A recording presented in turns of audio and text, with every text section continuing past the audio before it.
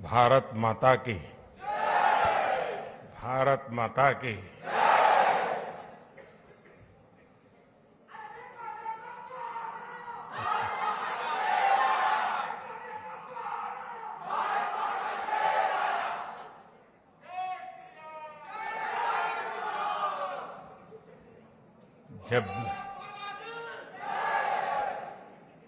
जब भी मैं जापान आता हूं तो मैं हर बार देखता हूं कि आपकी स्नेह वर्षा हर बार बढ़ती ही जाती है।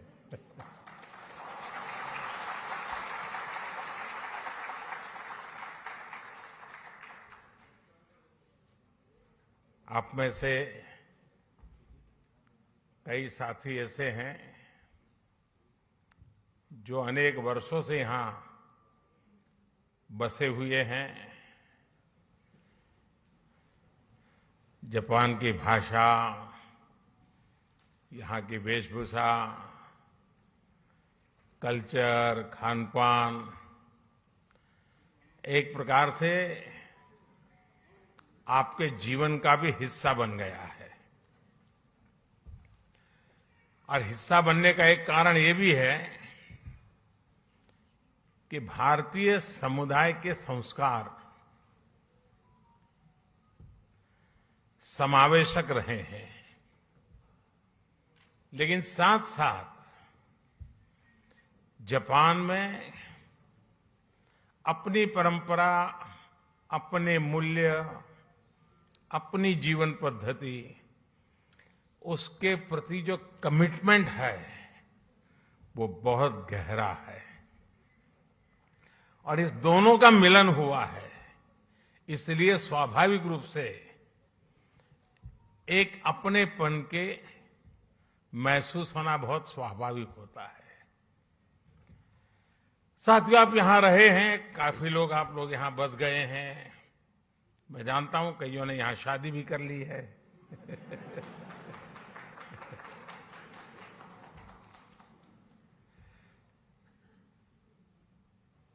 लेकिन ये भी सही है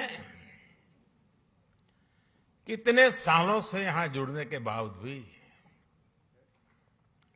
भारत के प्रति आपकी श्रद्धा, भारत के संबंध में जब अच्छी खबरें आती हैं तो आपकी खुशियों का पार नहीं रहता है, होता है ना।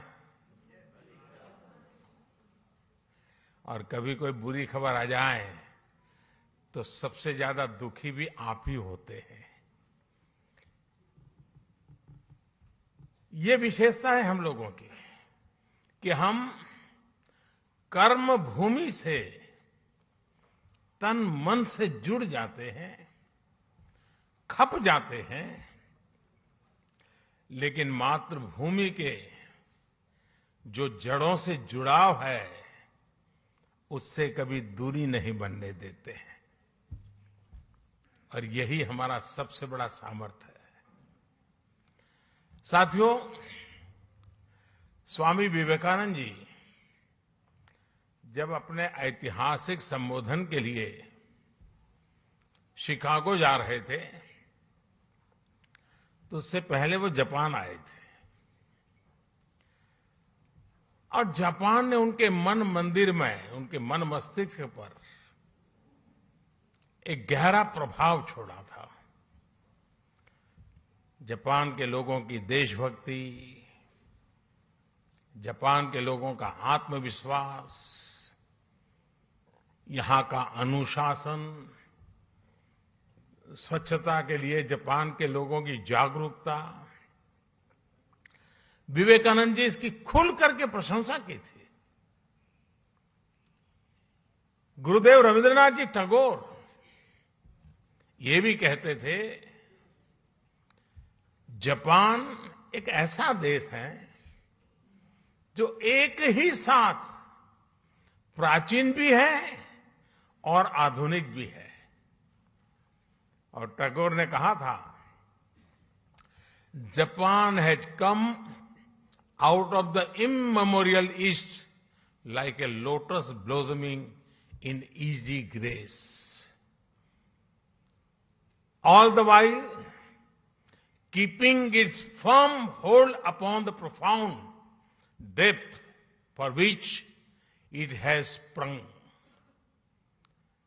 यानी कहना वो चाहते थे कि जापान कमल के फूल की तरह जितनी मजबूती से अपनी जड़ों से जुड़ा है, उतनी ही भव्यता से वो हर तरफ सुंदरता को भी बढ़ाता है।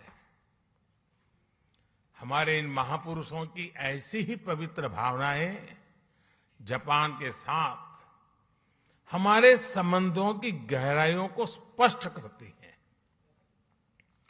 साथियों, इस बार जब मैं जापान आया हूं तो हमारे डिप्लोमेटिक संबंधों को 70 साल होने जा रहे हैं, 7 दशक।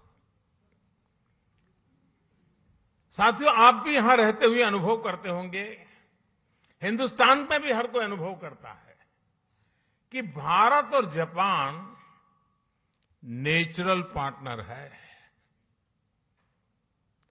भारत के विकास में, भारत की विकास यात्रा में जापान की महत्वपूर्ण भूमिका रही है। जापान से हमारा रिश्ता आत्मीयता का है, अध्यात्म का है। जापान से हमारा रिश्ता सहयोग का है, अपनेपन का है। और इसलिए एक प्रकार से रिश्ता हमारा सामर्थ्य का है, ये रिश्ता सम्मान का है, और ये रिश्ता विश्व के लिए साझे संकल्प का भी है। जापान से हमारा रिश्ता बुद्ध का है, बोध का है, ज्ञान का है। हमारे महाकाल है तो जापान में दाइकोकुतेन है।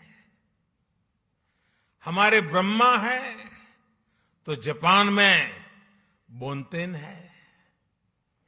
हमारी मां सरस्वती है तो जापान में बेंजाइतेन है। हमारी महादेवी लक्ष्मी है तो जापान में किचिजोतेन है। तो हमारे गणेश हैं तो जापान में कानगीतेन है। जापान में अगर जैन की परंपरा है तो हम ध्यान को, मेडिटेशन को आत्मा से साक्षात्कार का माध्यम मानते हैं। 21वीं सदी में भी भारत और जापान के इन सांस्कृतिक संबंधों को हम पूरी प्रतिबद्धता के साथ आगे बढ़ा रहे हैं। और मैं तो काशी का सांसद हूं और बड़े गर्व से कहना चाहूंगा कि जापान के पूर्व प्रधानमंत्री श्री आबे जब काशी आए थे तब उन्होंने एक बहुत बढ़िया सौगात काशी को दी।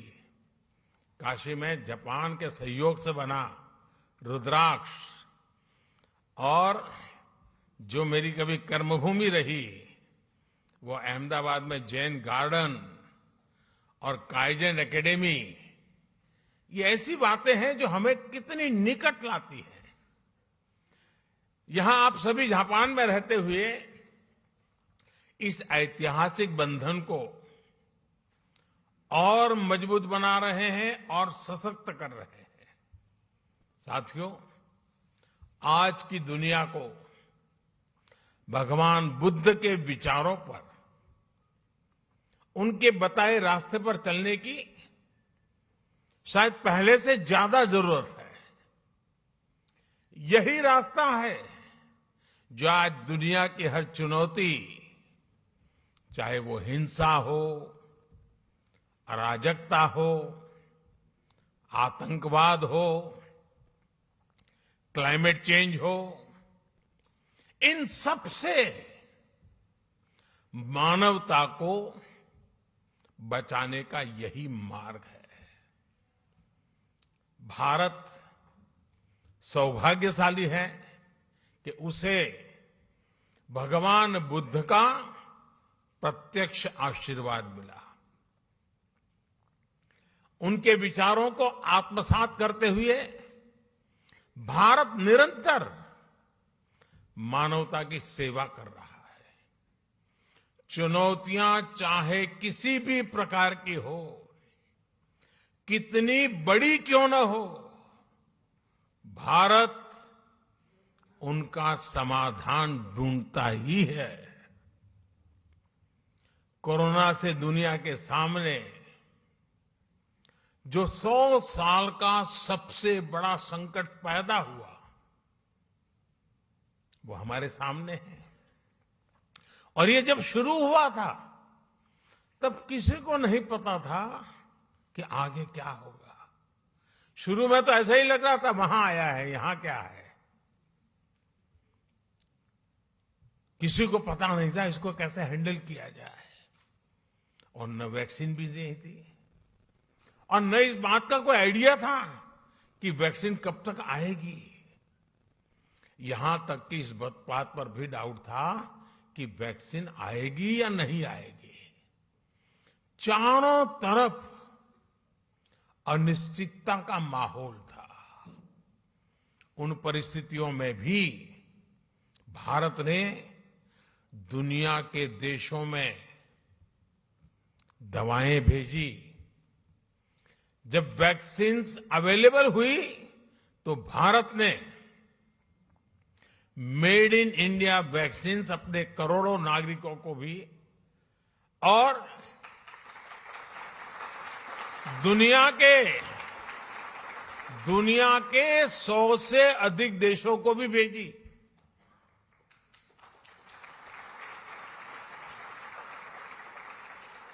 साथियों, अपनी स्वास्थ्य सेवाओं को और बेहतर बनाने के लिए भारत अभूतपूर्व निवेश कर रहा है। दूर सुदूर क्षेत्रों में भी स्वास्थ्य सुविधाएं पहुंचे, इसके लिए देश भर में लाखों नए वेलनेस सेंटर्स बनाए जा रहे हैं। आपको ये जानकर के भी खुशी होगी, शायद आज आपने भी सुना होगा, वर्ल्ड हेल्थ ऑर्गेनाइजेशन WHO ने भारत की आशा वर्कर्स, आशा बहनों को director generals global health leader award से सम्मानित किया है।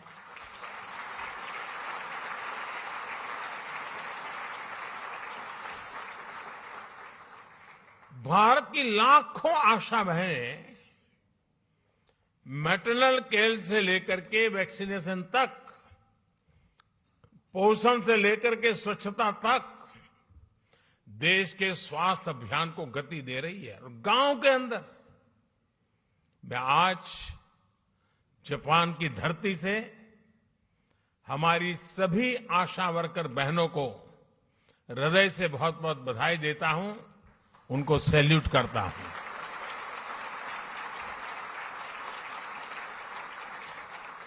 साथियों, भारत आज किस तरह वैश्विक चुनौतियों का मुकाबला करने में मदद कर रहा है, इसका एक और उदाहरण एनवायरनमेंट का भी है। आज क्लाइमेट चेंज विश्व के सामने मौजूद एक महत्वपूर्ण संकट बन गया है। हमने भारत में इस चुनौती को देखा भी और उस चुनौती से स्थायी समाधान के लिए रास्ते भी खोजने की दिशा में हम आगे बढ़े। भारत ने 2070 तक नेट जीरो के लिए कमिट किया है।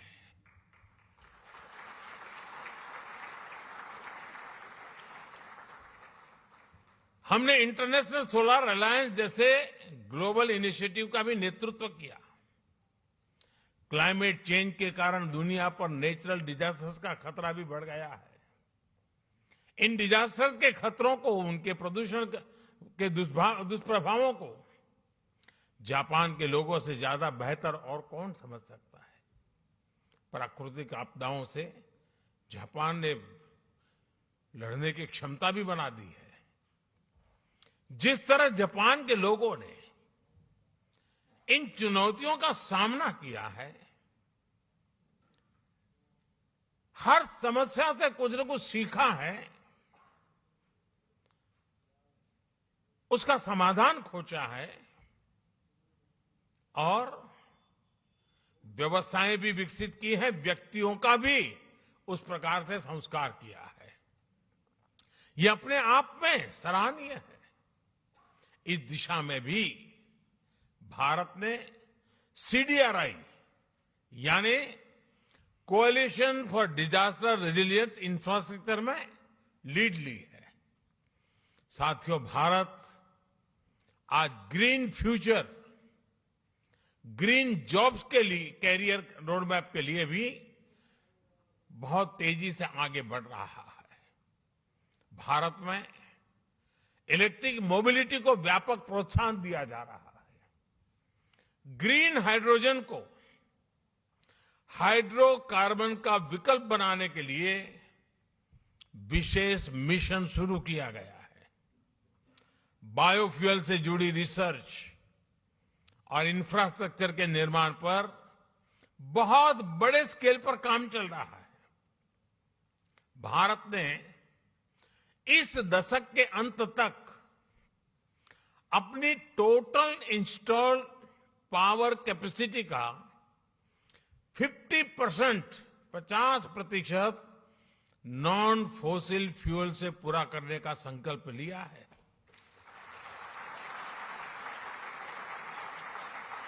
साथियों, समस्याओं के समाधान को लेकर भारतीयों का जो ये आत्मविश्वास है,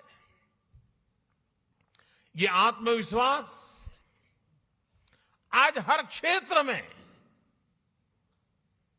हर दिशा में, हर कदम पर दिखाई देता है।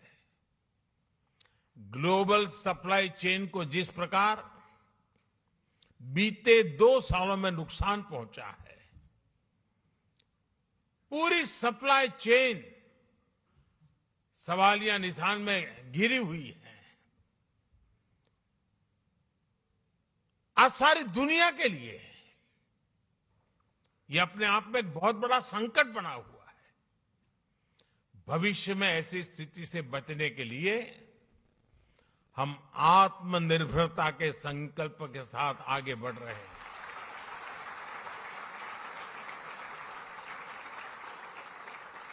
और आत्मनिर्भरता का ये हमारा संकल्प सिर्फ भारत के लिए है ऐसा नहीं है। ये एक stable, trusted global supply chain के लिए भी बहुत बड़ा इन्वेस्टमेंट है। आज पूरी दुनिया को यह एहसास हो रहा है कि जिस स्पीड और स्केल पर भारत काम कर सकता है वो अभूतपूर्व है। दुनिया को आज ये भी दिख रहा है कि जिस स्केल पर भारत अपनी इंफ्रास्ट्रक्चर और इंस्टीट्यूशनल कैपेसिटी बिल्डिंग उस पर जो जोर दे रहा है यह भी अभूतपूर्व है। मुझे खुशी है कि हमारी इस कैपेसिटी के निर्माण में जापान एक अहम भागीदार है। Mumbai Ahmedabad high speed rail हो, दिल्ली मुंबई इंडस्ट्रियल कॉरिडोर हो, डेडिकेटेड फ्रेट कॉरिडोर हो, ये भारत जापान के सहयोग के बहुत बड़े उदाहरण हैं। साथियों, भारत में हो रहे बदलावों में एक और खास बात है।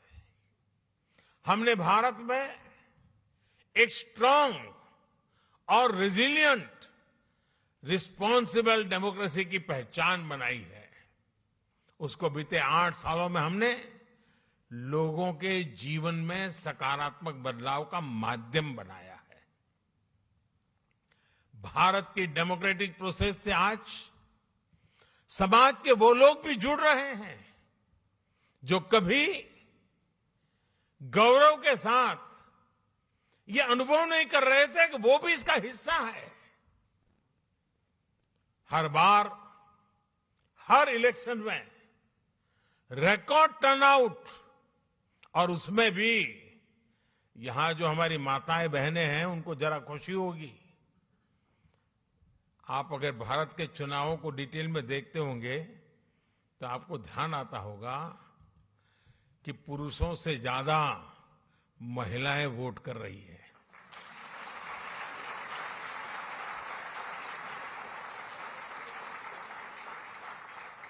ये इस बात का प्रमाण है कि भारत में डेमोक्रेसी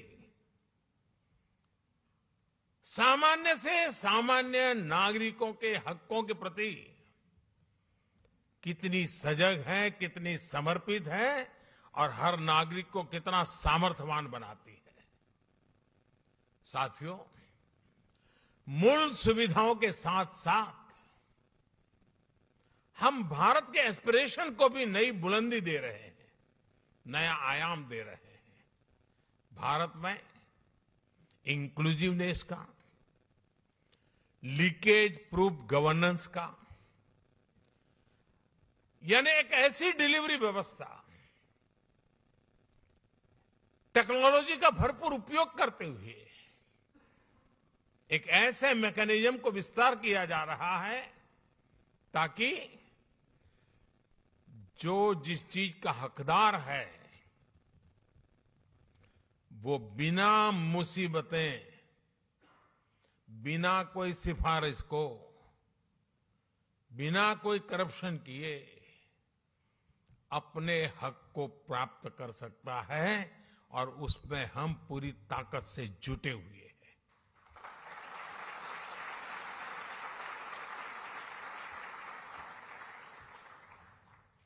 और टेक्नोलॉजी के इस उपयोग ने, डायरेक्ट बेनिफिट ट्रांसफर की इस परंपरा ने कोरोना के इस विकट कालखंड में गत 2 वर्ष में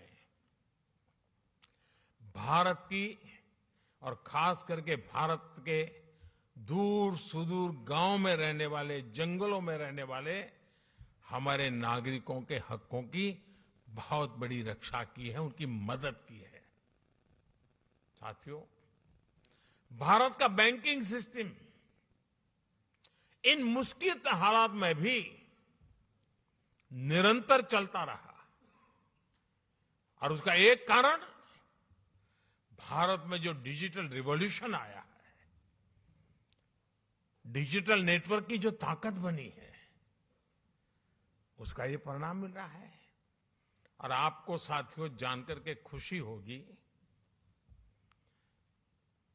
पूरी दुनिया में जो डिजिटल ट्रांजैक्शन होते हैं ना, कैशलेस,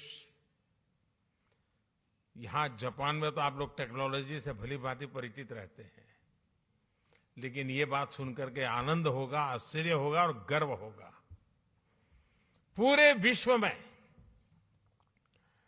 जितना भी डिजिटल ट्रांजैक्शन होता है उसमें से 40% अकेले भारत में होता है।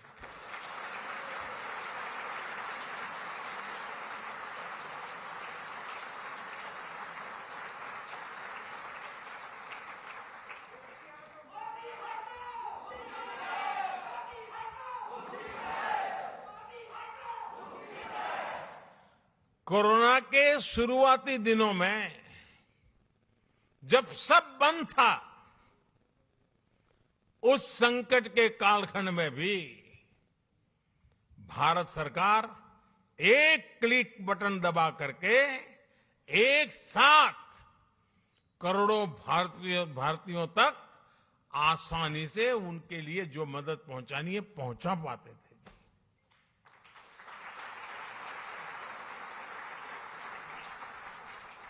और जिसके लिए मदद तय थी उसी को मिली समय पर मिली और इस संकट से जूझने का उसे सामर्थ्य भी मिला। भारत में आज सही मायने में पीपल लेड गवर्नेंस काम कर रही है। गवर्नेंस का यही मॉडल डिलीवरी को एफिशिएंट बना रहा है। यही डेमोक्रेसी पर निरंतर मजबूत होते विश्वास का सबसे बड़ा कारण है। साथियों, आज जब भारत आजादी के 75 साल मना रहा है, आजादी का अमृत महोत्सव मना रहा है, तो वो आने वाले 25 साल यानी आजादी के 100वें वर्ष तक हिंदुस्तान को हमें कहां पहुंचाना है, किस ऊंचाई को प्राप्त करना है, विश्व में हमारे झंडा कहां कहां कैसे कैसे गाड़ना है, आज हिंदुस्तान उस रोड मैप तैयार करने पर लगा हुआ है।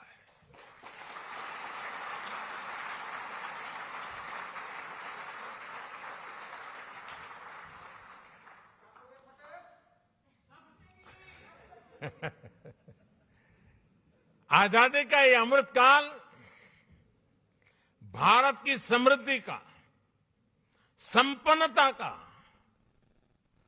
एक बुलंद इतिहास लिखने वाला है। दोस्तों, मैं जानता हूं कि ये जो संकल्प हमने लिए हैं, ये संकल्प आप पे बहुत बड़े हैं, लेकिन साथियों, मेरा जो लालन पालन हुआ है, मुझे जो संस्कार मिले हैं, जिन जिन लोगों ने मुझे गढ़ा है, उसके कारण मेरी भी एक आदत बन गई है। मुझे मक्खन पर लकीर करने में मजा नहीं आता है, मैं पत्थर पर लकीर करता हूं।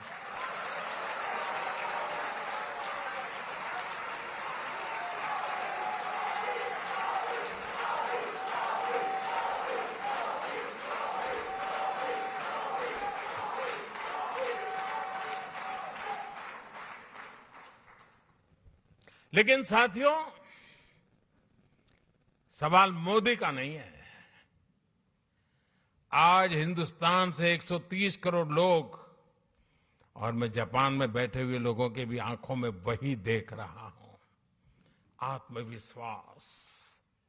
130 करोड़ देशवासियों का आत्मविश्वास, 130 करोड़ संकल्प, 130 करोड़ सपने, और इस 130 करोड़ सपनों को पूर्ण करने का ये विराट सामर्थ्य परिणाम निश्चित लेके रहेगा। दोस्तों, हमारे सपनों का भारत हम देख के रहेंगे।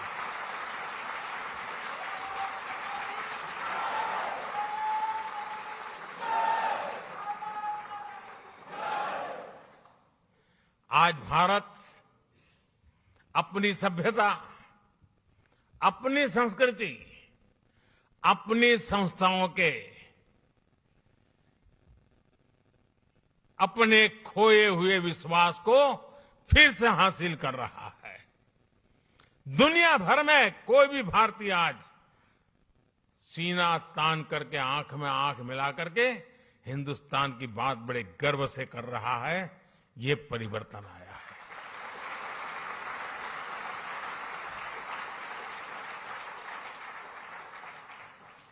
आज मुझे यहां आने से पहले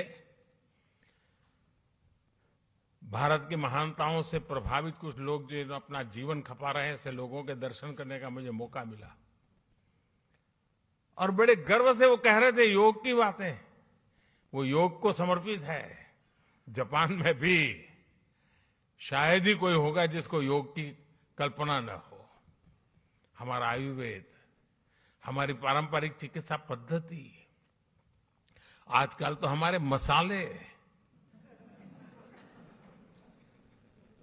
सब दूर, उसकी मांग बढ़ रही है। लोग हमारी हल्दी मंगवा रहे हैं। इतना ही नहीं साथियों, हमारी खादी, वरना तो आजादी के बाद धीरे धीरे धीरे धीरे वो नेताओं के कॉस्ट्यूम बनकर के रह गई थी।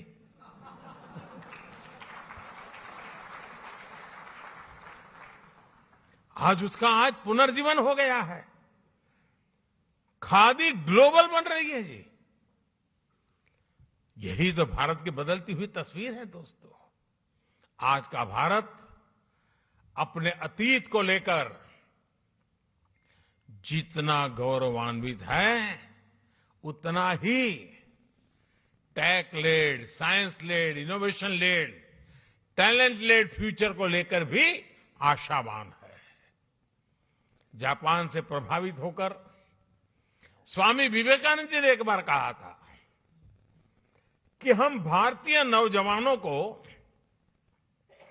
अपने जीवन में कम से कम एक बार जापान की यात्रा जरूर करनी चाहिए।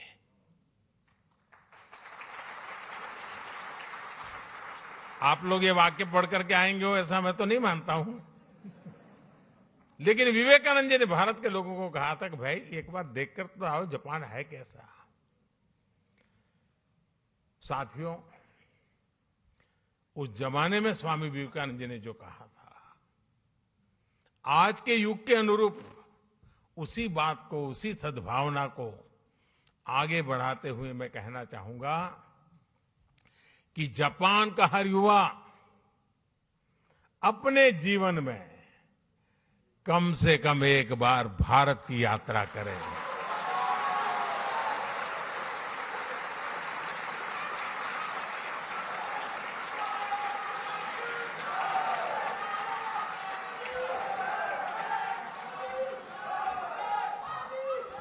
आपने अपनी स्किल से, अपने टैलेंट से, अपनी एंटरप्रेन्योरशिप से जापान की इस महान धरती को मंत्रमुग्ध किया है।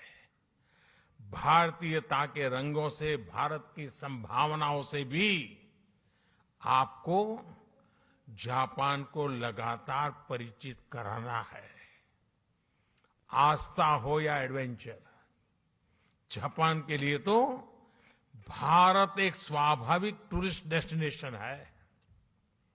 और इसलिए भारत चलो, भारत देखो, भारत से जुड़ो, इस संकल्प से जापान के हर मेरे भारतीय से मैं आग्रह करूंगा कि वो उससे जुड़े। मुझे विश्वास है कि आपके सार्थक प्रयासों से भारत जापान की दोस्ती को नई बुलंदी मिलेंगी। इस अद्भुत स्वागत के लिए, और मैं देख रहा था, अंदर आ रहा था, चारों तरफ जोश, नारे, उत्साह, और जितना भारत को आप अपने में जीने की कोशिश करते दिख रहे हो, ये सचमुच में दिल को छूने वाला है।